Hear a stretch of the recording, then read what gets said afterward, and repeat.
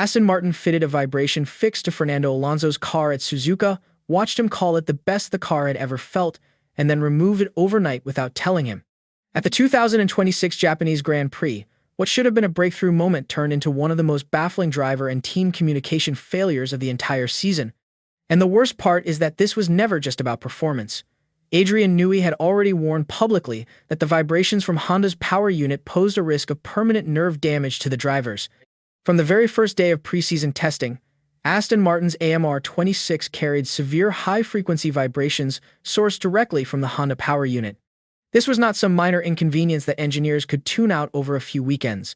Newey described the mechanics in precise terms, explaining that the combination of the ICE and possibly the MGU acted as the source, with the power unit serving as the amplifier and the chassis acting as the receiver. Honda's own testing at their facility in Sakura had shown vibration levels sitting within acceptable limits on the dyno, but once that power unit dropped into the carbon fiber chassis, everything amplified dramatically. Carbon fiber carries natural stiffness and very little damping, which meant the car was essentially magnifying every pulse coming from the engine. Honda's HRC president Koji Watanabe confirmed exactly this, explaining that the vibrations sat at an acceptable level on the dyno, but became much stronger than expected once integrated into the actual chassis. Watanabe also pushed back against Newey's earlier attempt to pin the blame on Honda exclusively, calling it a combined effort between both parties. What followed at the Chinese Grand Prix told the full story of how bad things had gotten. Alonso retired after 32 laps because by lap 20, all feeling in his hands and feet had disappeared. Onboard footage captured him pulling his hands off the steering wheel on the straights just to shake sensation back into his fingers, and that image alone said more than any press conference ever could. Beyond the driver, the car itself was disintegrating under its own vibrations. Mirrors fell off, tail lights detached. The battery management system suffered communication failures. None of this looked like a team chasing tenths of a second. This looked like a team fighting to survive race weekends. Contributing factors under examination included engine mount stiffness, chassis integration issues, Newey's aggressive rear-end packaging which reportedly shrank the space available for vibration damping, and the redesigned two-tier battery system required by the 2026 regulations.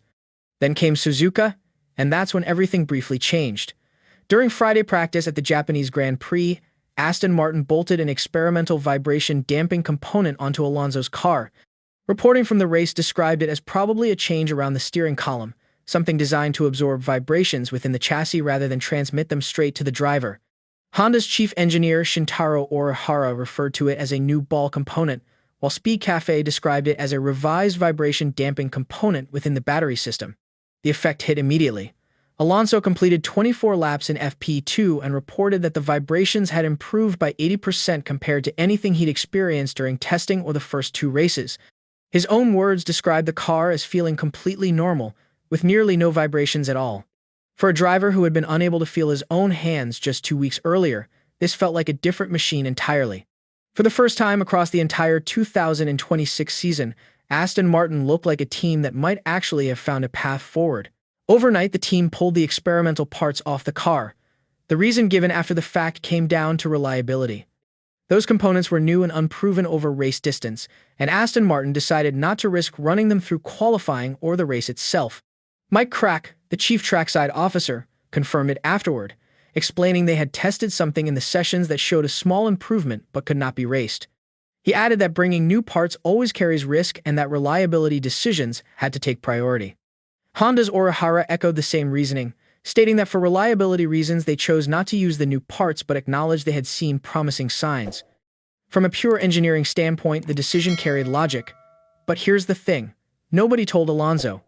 Alonso had arrived late to Suzuka, missing Thursday entirely because of the birth of his first child, and he also missed FP1, which reserve driver Jack Crawford handled in his place.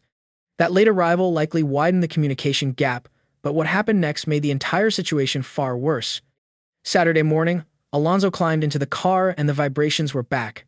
Every pulse, every shake, every physical reminder that this power unit was hurting him, and he had absolutely no idea why. After qualifying, he told media the car had felt completely normal on Friday with nearly no vibrations, so he had felt very positive heading into the weekend. And then he described jumping in the car on Saturday and finding the same vibrations as ever. His next words cut the deepest. He explained that they did not change anything, so that was a little bit difficult to understand. He called it a random thing and mentioned the team was going through all the overnight changes to figure out what had helped on Friday. That is the detail that matters most. Alonso genuinely believed the car was unchanged between Friday and Saturday. He thought both days ran the same specification, when in reality, Aston Martin had fitted and then stripped the very parts that gave him relief.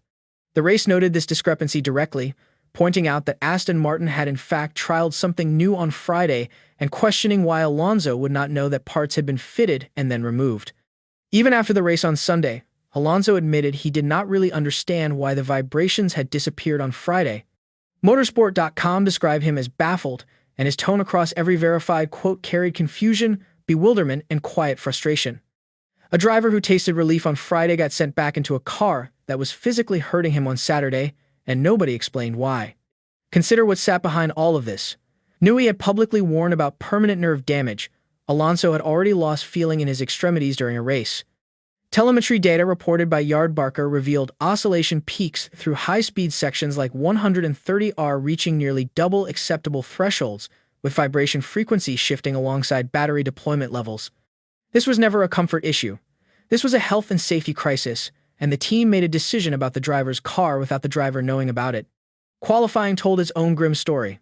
Alonso ended up P21, some 2.7 seconds behind Q1 pace setter Charles Leclerc and roughly 3.9% off the pole set by Kimi Antonelli. Lance Stroll qualified P22, giving Aston Martin their worst combined qualifying result of the season. On Sunday, Alonso started P21 and finished P18, one lap down from race winner Antonelli. A strong opening move carried him past Valtteri Bottas around the outside at turn 1, but his battery depleted on the main straight by lap 8, and any momentum vanished. Stroll retired on lap 30 with a water pressure issue. The one silver lining buried inside all of this was that Suzuka produced Aston Martin and Honda's first classified finish across the entire 2026 season, spanning 6 car starts over 3 race weekends. After 3 rounds, Alonso's championship points total sat at 0, and Aston Martin occupied dead last in the Constructors' Championship alongside new entrant Cadillac. The question now centers on whether the vibration fix can be upgraded and race-ready for Miami. Cancellations of the Bahrain and Saudi Arabian Grands Prix have opened an unplanned gap before Round 4 in Miami on May 1st, giving the team extra development time. Crack projected confidence, stating he was quite confident that for Miami they could make a step that meant they would not be speaking about the vibration issue anymore. Confidence from the pit wall carries little weight for a driver who got left in the dark about his own car. Honda's power unit homologation locked on the 1st of March 2026, which means modifications are now restricted to reliability and durability grounds. Honda remains eligible for catch-up upgrades under the 2026 ADUO rules, but the root cause of the vibrations had still not been definitively identified as of the Japanese Grand Prix. What happened at Suzuka was never about an angry confrontation. It was about a driver discovering, through the return of pain in his own body, that something had changed on his car and nobody had told him. Whether the Miami fix arrives or not, the trust between Fernando Alonso and his team took real damage at Suzuka, and in a season already defined by crisis, that might be the most dangerous problem of all. If this story surprised you, subscribe and hit the bell so you do not miss what happens next. Drop your thoughts in the comments. Do you think Aston Martin made the right call, or should Alonso have been told from the start?